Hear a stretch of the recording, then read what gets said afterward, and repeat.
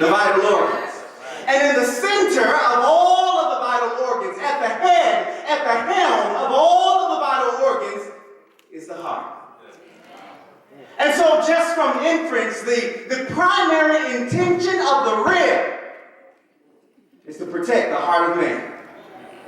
The reason God chose the rib was not because God wanted woman to be at the equal to man. That's good inference. That's good. That's good for preaching. Come on. I'll preach that on Women's Day. All right. But that is not the theological implication of him taking the rib. God took the rib because it was woman's responsibility to what? God saw that Adam had a need. And he needed someone who would fill that need. The need was that Adam needed a suitable helper. Now, we're not talking about an employee. We're talking about someone who has responsibility and authority in the man's life. Oh, come on, somebody. We don't like to talk about authority with women. We like to talk about responsibility, but there's an authority that you have. The authority is to protect the heart of a man. Why did God want a woman to protect the heart of man? Because God knew that man was incapable of protecting his heart himself.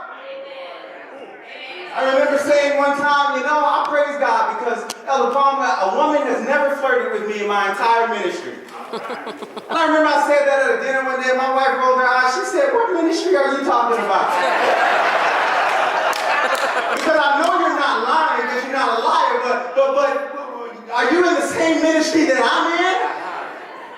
Because men are foolish to the things of this world. We have no idea the things that are going on. It is not in our purview, in our worldview. It is not in the heart of man to identify ahead of time the things that are intended for his harm. And so God said, I am going to give you someone that can see what you can't see to protect you from yourself. And I take the rib because the function of the rib is to protect the vitality of the man. You've got fire in your home because you're not protecting the vitality of your man. You can't let him give up on his dreams.